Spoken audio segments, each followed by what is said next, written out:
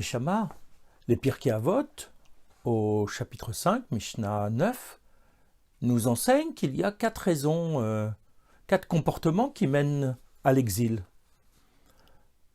L'idolâtrie, les mœurs perverties, le meurtre et le non-respect de l'année shabbatique. Or, la dernière fois, tu nous as expliqué que les épreuves collectives n'étaient pas liées à un comportement individuel, que ce n'était pas forcément lié à un manque de mitzvot, et que Akadosh Baruch Hu avait une autre manière de gérer le monde qui était une manière globale. Mais cette Mishnah semble aller à l'encontre de cet enseignement, puisqu'elle semble dire que finalement il y a quand même des transgressions, des erreurs du comportement humain qui peuvent mener à l'exil. Comment ces 2 enseignements peuvent-ils être complémentaires, réconciliés en quelque sorte? Neshama, merci pour ce rappel de cet enseignement important de la Mishnah.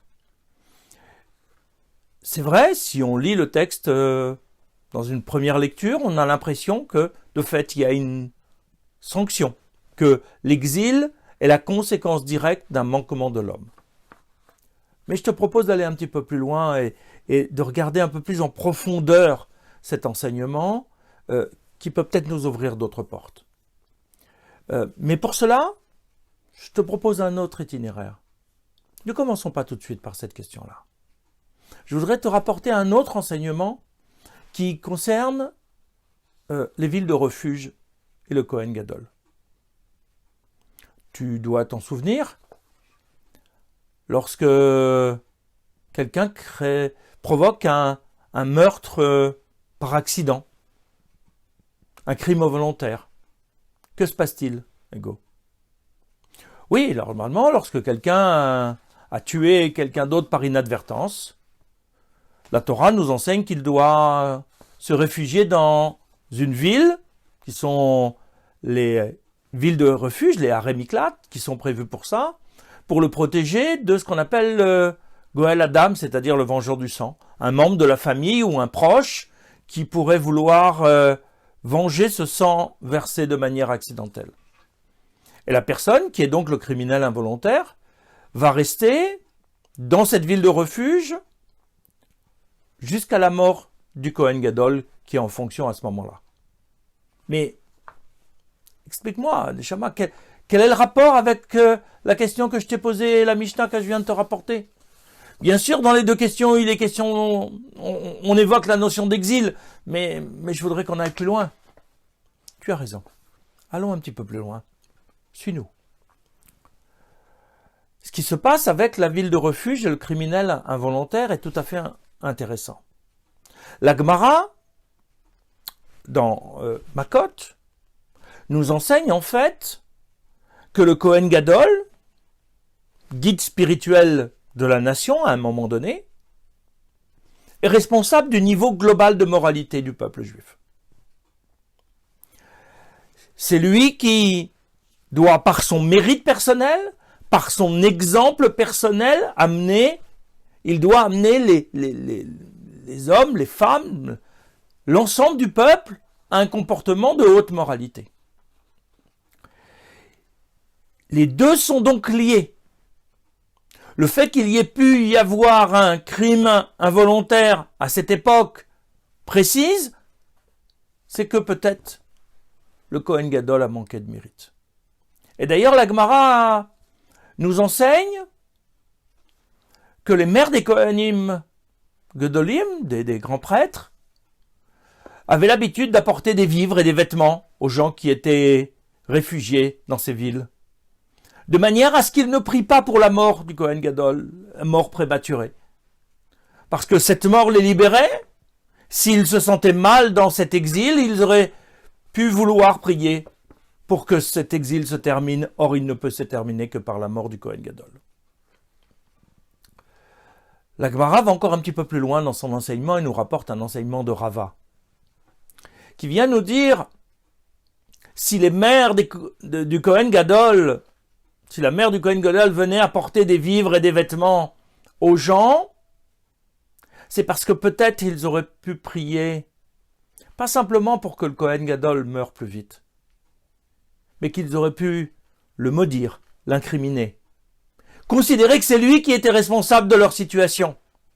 Parce que s'il avait suffisamment prié dans le Kodesh à Kodashim, dans le Saint des Saints, au moment de Yom Kippour, lorsqu'il va obtenir le pardon pour l'ensemble du peuple juif, s'il avait suffisamment prié pour que pendant sa responsabilité, sa mission, il n'y ait pas de crime involontaire, alors il n'aurait pas été dans la ville refuge, parce que le crime n'aurait pas existé. On voit donc qu'il y a là, semble-t-il, une double responsabilité de la part du Kohen Gadol. D'abord une responsabilité d'exemplarité, il doit être un modèle pour toute la nation, et une deuxième responsabilité, il doit être celui qui prie pour que pendant son sacerdoce, il n'y ait pas de crime et il n'y ait pas de choses involontaires qui adviennent de manière malheureuse. Ce qu'il faut voir derrière cet enseignement, c'est qu'il y a une liaison directe entre le peuple et le Kohen Gadol. Si tel individu est Kohen Gadol à ce moment-là, c'est parce qu'il mérite, parce qu'il doit être Kohen Gadol, c'est-à-dire que son mérite correspond à la nation et au mérite de la nation et aux besoins de la nation à cette période-là. Lorsque la nation s'égare, loin de la Torah, le Kohen Gadol, bien souvent, de par son exemple, n'arrive pas à ramener l'ensemble de la nation. Et peut-être qu'il n'est pas lui-même suffisamment grand, suffisamment exemplaire pour pouvoir ramener l'ensemble du peuple à un comportement idéal. Mais d'un autre côté, lorsque le Kohen Gadol est de grande stature, alors on le sait qu'il peut faire beaucoup pour le peuple et il peut l'amener dans le droit chemin. On évoque notamment dans la Gemara, dans une autre Gemara, la personnalité d'un des Kohen Gadol du Second Temple, qui s'appelait Rabbi Yoshua ben Gamla, qui a été en quelque sorte l'inventeur de l'école juive, c'est-à-dire la possibilité d'instruction dans des établissements spécialisés pour l'ensemble des enfants, de manière à corriger parfois le manque de compétences ou le manque de connaissances des parents qui étaient chargés de l'éducation. Donc on voit qu'il a une influence importante, ce Yoshua ben Gamla, sur l'ensemble de la nation, parce que d'un seul coup, tous les enfants étaient éduqués, tous les enfants, dès leur plus jeune âge, apprenaient la Torah dans de bonnes conditions. On est donc face à une situation où l'un influence l'autre, mais l'autre, la nation, influence l'un également. C'est un peu la question qui est posée à propos de Noach et de Abraham. Noach qui est considéré comme étant un juste dans sa génération. Et les commentateurs posent la question, aurait-il été injuste à l'époque d'Abraham? Mais en même temps, on peut se poser la question. Abraham est dans sa période. Qu'aurait-il fait s'il avait été à l'époque de Noach, avec une autre nation, une autre population, une autre humanité qui était engluée, non seulement dans l'idolâtrie, on l'a vu, mais aussi dans la perversion des mœurs et dans le peu de valeur de la population qui a amené au déluge. Chaque guide spirituel, chaque tzaddik de sa génération, correspond à la génération à laquelle il est. Et l'un doit entraîner l'autre, ou doit freiner ces dérives qui l'éloignent d'Akadosh Baruch Hu. Il y a donc bien une relation de l'un avec l'autre, et pas de l'un sans l'autre. Un homme tout seul ne peut rien faire sur l'ensemble de la population, sur l'ensemble de l'humanité au sens large. Mais Ego, je comprends ta problématique, fort intéressante par ailleurs. Mais en quoi cette situation du Kohen Gadol avec le criminel involontaire a quelque chose à voir avec notre problématique? Avec le fait que peut-être l'exil est une sanction pour le peuple? Encore une étape, si tu veux bien, Ego. Rappelle-toi d'un autre élément, d'un autre enseignement que nous avons vu à un moment donné dans nos dialogues. Le peuple juif est appelé Mamlechet Kohanim, c'est-à-dire une dynastie de prêtres. La fonction et la mission du peuple juif, c'est d'être en quelque sorte le Kohen Gadol vis-à-vis de l'ensemble des nations de l'humanité. Ainsi, le comportement du peuple juif doit être exemplaire, c'est-à-dire fidèle à la Torah. Beaucoup plus exigeant que pour l'ensemble des nations qui n'ont que les 7 lois des Bnei Noach. Parce que le niveau de spiritualité du peuple juif peut influer sur l'ensemble des nations. Mais, en même temps, les dérives des nations dues à leur mauvaise utilisation du libre arbitre peut influer sur le niveau de pratique et d'engagement du peuple juif. On le voit bien dans des périodes d'oppression, au moment de l'histoire de Hanouka, où les Bnei Israël commencent à être sensibles à la culture grecque. Ils commencent à s'assimiler, à adopter des pratiques communes de la civilisation grecque. On voit la même problématique à propos de l'histoire de Purim, où on voit bien qu'il y a un début d'assimilation avec la participation des Bnei Israël au festin de Assuérus. Dans ces cas-là, il a fallu un choc, une prise de conscience qui va permettre un sursaut identitaire. Ce choc, à l'époque de Hanouka, c'est la révolte des Maccabim, de Yehuda Maccabée, avec l'ensemble de sa famille. Leur révolte, en tant que Kohen, elle est là justement pour rallumer la Ménorah, c'est-à-dire rallumer la flamme de spiritualité à l'intérieur du peuple juif qui était en train de s'éteindre parce qu'à l'intérieur du temple on avait mis une idole. À l'époque de Purim, l'électrochoc il est provoqué par le comportement de Haman, qui va ramener les individus vers leur propre identité. Si à un moment donné, ils pouvaient oublier leur identité juive, elle est revigorée par cette menace. Et cela suffit pour que le peuple juif s'empare à nouveau de son identité et que, à l'époque de Purim, les Juifs puissent voir le kavod, l'honneur qui est fait à Mordechai, le tzaddik de la génération. Mais il y a d'autres périodes de l'histoire du peuple juif où ce sursaut identitaire n'arrive pas à se faire tel quel, parce que, d'une part, les nations sont en train de développer leur mauvais penchant, et d'autre part, du fait de ce contexte général également, le peuple juif est en train de s'affaiblir dans sa conviction. On le voit au moment de la destruction du deuxième temple. Les Romains font peser une telle oppression sur les Bnei Israël en interdisant la Torah que d'un seul coup, l'étude de la Torah s'affaiblit parmi le peuple. Alors il y a des fois, dans l'histoire, où la situation est tellement grave qu'Akadosh Baruch Hu va changer de méthode. Il va changer de paradigme. Au lieu de laisser le peuple juif en Eretz Israël, avec le Kohen Gadol dans le temple à partir de Jérusalem, et de diffuser la Torah, de diffuser la spiritualité par rapport à ce peuple qui pratique sa Torah avec son centre spirituel qu'est Jérusalem et le temple, alors il va demander à ce peuple de se répartir parmi les nations.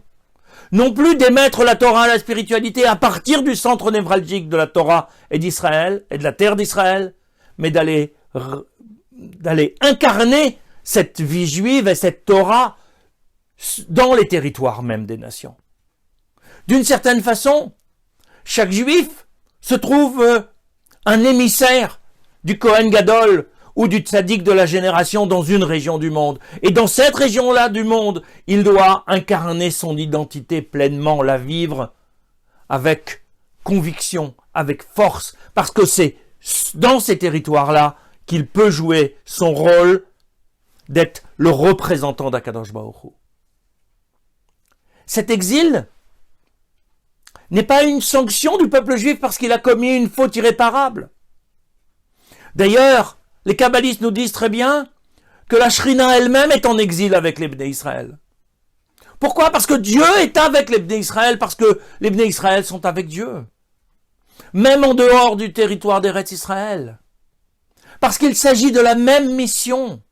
Il s'agit de vivre l'identité juive, c'est-à-dire la relation permanente avec Akadosh Baruch Hu, au quotidien, dans toutes les actions de la vie.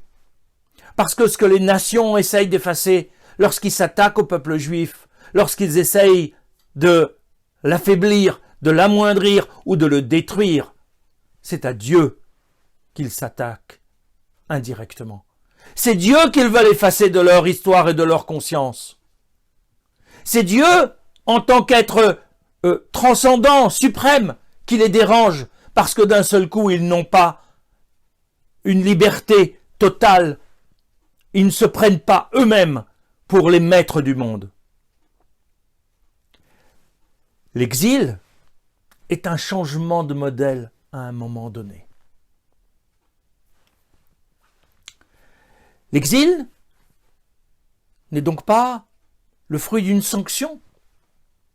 Akadosh Baruch Hu reste fidèle aux Bnei Israël, et les Bnei Israël, même lorsqu'ils sont partiellement fautifs, restent fidèles à Akadosh Baruch Hu. Même si ce n'est pas la totalité du peuple juif, c'est toujours un bastion important à l'intérieur du peuple juif.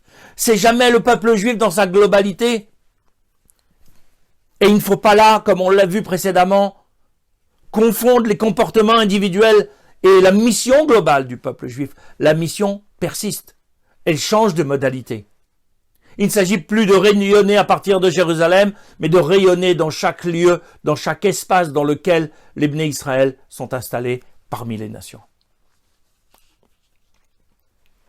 Neshama, explique-moi maintenant comment ça fonctionne avec la Mishnah qu'on a évoquée tout à l'heure. Parce qu'il me semblait bien qu'on parlait de transgression, qu'on parlait de fautes graves qui amèneraient à l'exil.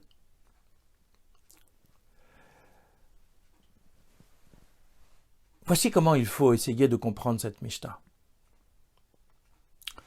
L'exil, c'est une nouvelle modalité de la mission du peuple juif. Quand est-ce que cette nouvelle modalité, qui fait partie de la direction globale du monde par Akadosh Baruch Hu, est mise en œuvre? Lorsque parmi les nations qui essayent d'entraîner le peuple juif avec lui, il y a ces 4 égarements qui sont déclenchés. L'idolâtrie, la perversion des mœurs et le meurtre, auquel il faut ajouter, et on expliquera tout à l'heure pourquoi, le non-respect de l'année shabbatique. Ces 4 égarements, nous l'avons vu à plusieurs reprises, sont des points de rupture dans la relation avec Akadosh Baruch Hu. Et lorsque ces égarements se développent parmi les nations, alors il est vrai que le peuple juif peut être affaibli dans son identité, dans sa mission, et qu'il doit, à ce moment-là, changer de modalité pour pouvoir résister à cette pression et à ces tendances. Si on regarde ces 4 fautes, il faut les comparer avec les 4 exils dans lesquels le peuple juif a été entraîné. C'est le Maharal de Prague dans Ner Mitzvah qui explique la particularité de ces 4 exils et comment ils se rattachent à ces 4 fautes, à ces 4 manquements. Le premier exil, c'est celui de l'Empire babylonien. Et cet exil exprime la volonté de puissance de la part de ce peuple babylonien. Or, cette volonté de puissance, nous l'avions rapprochée de la notion de perversion des mœurs. Parce que cette puissance, c'est le fait d'avoir du pouvoir sur l'autre, de pouvoir décider de la fonction et du rôle et de la place de l'autre, de pouvoir dire « celui-là, il est à mon service, c'est un objet qui est juste là pour me permettre d'avoir des plaisirs ». Et donc, lorsque Babylone vient envahir Eretz Israël et amener les enfants d'Israël en exil, c'est parce qu'à ce moment-là, la puissance de leur civilisation est telle que depuis Jérusalem, depuis Eretz Israël, on n'arrive pas à influencer et à redresser l'égarement de Babylone. Donc il faut que les Bnei Israël se retrouvent dans la terre de Babylone pour, à partir de cette terre, pouvoir mettre en question la civilisation babylonienne qui va s'écrouler quelque temps après. Le deuxième exil qui est évoqué, c'est celui de l'empire de Mède et de Perse, qui lui va exprimer l'avidité de l'avoir. L'empire de Mède et de Perse, c'est l'époque de Purim.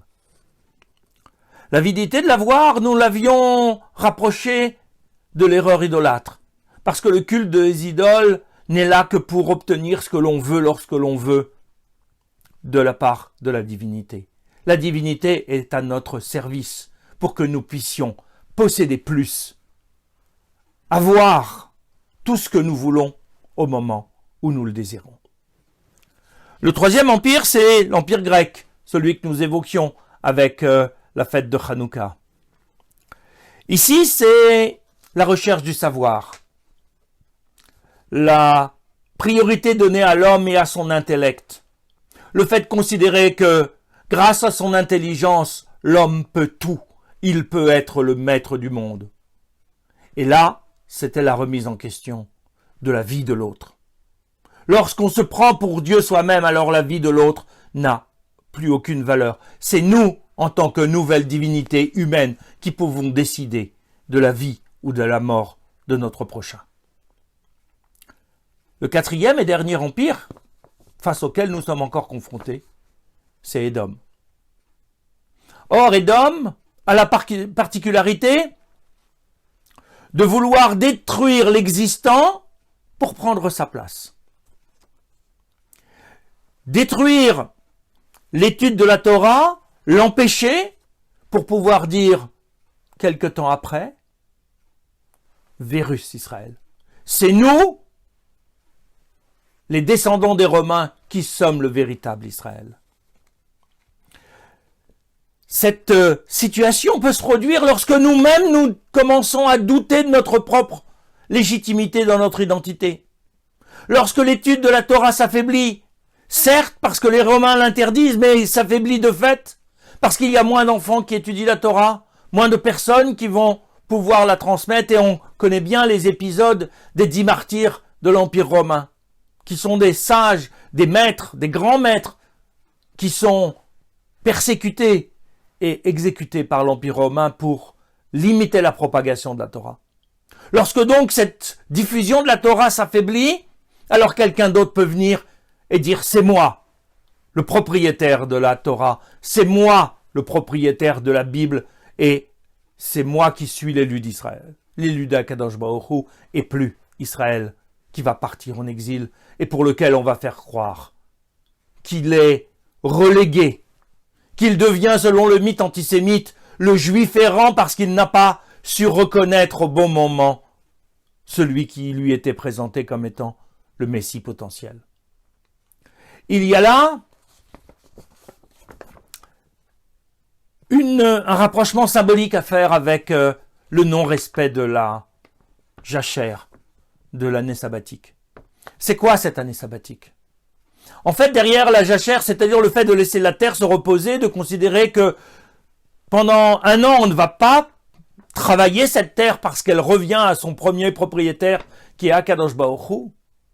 C'est en fait un temps libéré, un temps de chômage, pour l'agriculteur, pour le commerçant de fruits et légumes, parce que tous les fruits et légumes sont disponibles gratuitement à tout le monde qui peut venir se servir dans les champs. Or, ce temps libéré, cette année, c'est une année consacrée à la Torah. C'est un renforcement de l'étude de la Torah parmi ceux qui, tout le reste des 6 autres années, ont moins de temps pour étudier, parce qu'ils ont une contrainte particulièrement difficile dans leur vie professionnelle. C'est un approfondissement de la Torah. Lorsque ce temps d'approfondissement de la Torah n'est plus possible, d'une manière ou d'une autre, alors symboliquement, c'est comme si on négligeait l'année sabbatique. Donc il faut bien le comprendre, égaux. L'exil n'est pas une sanction, n'est pas un désaveu de la part d'Akadosh Baruch Hu vis-à-vis d'un peuple juif qui se serait mal compris, mal comporté, qui aurait mal compris la Torah, qui aurait mal compris l'importance de la relation à Akadosh Baruch Hu.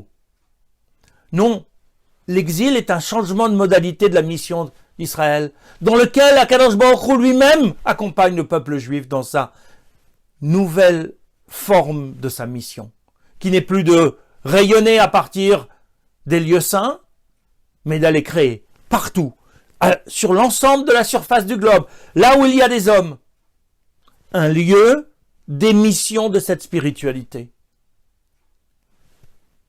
Tant que l'exil est présent, nous sommes tous des émissaires de cette spiritualité. Nous sommes tous missionnés par Akadosh Baruch Hu depuis le Har Sinaï pour vivre cette Torah, parce que c'est par notre vécu de la Torah que la spiritualité dans le monde peut se répandre. Bien sûr, ça peut provoquer des réactions négatives de la part des nations, nous l'avons vu. Bien sûr, l'exil est un moment individuel de vie douloureuse, un déracinement, un éloignement, un sentiment de solitude, loin du reste du peuple. Mais ce n'est en aucune façon une sanction pour une faute qu'un peuple aurait commis il y a 2000 ans pour le dernier exil. C'est une nouvelle forme de la mission qui est confiée et qui n'a jamais été retirée au peuple juif, qui est celui d'être le garant de la Torah, c'est-à-dire le garant de la relation spirituelle avec Akadosh Baruch Hu au quotidien.